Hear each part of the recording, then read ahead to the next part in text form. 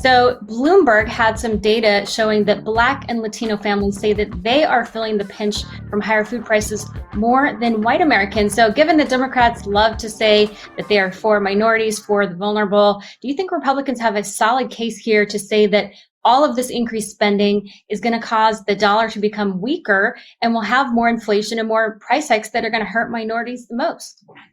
Well, as I've said before, I think what the Democrats need to worry most about when it comes to Black and Latino voters was shown in the 2020 election. They don't want to talk about things like defund the police and open borders and DC statehood and confiscating guns.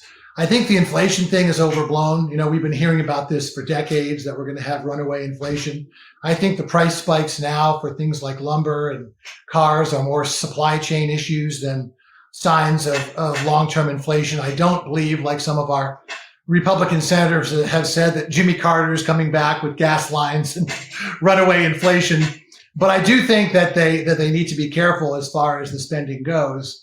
And I do think that the Dems need to be really careful, again, when it comes to Black and Latino voters, because they're very pragmatic voters. And, and being a pragmatist myself, I think they're a very good canary in the coal mine. Well, and in particular, we're talking about groceries. This is staples. This is the basic, everyday things that you need, literal kitchen table issues that are hurting Black and Latino families the most. I'm going to hold you to this, Dave. I'm going to check back with you on this inflation a year from now to see if what you're prophesying here is true. Will we actually see this as a temporary thing? What makes you think it's temporary?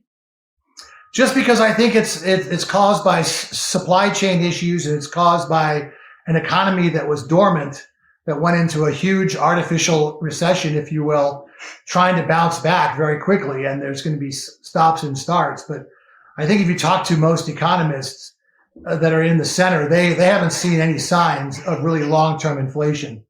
And again, and interest rates went up a little bit, but now they've come back down. So if you look at all the bellwethers, there's no alarms yet. But I could be wrong in a year, but I'd be willing to make a gentleman's bet that I won't be.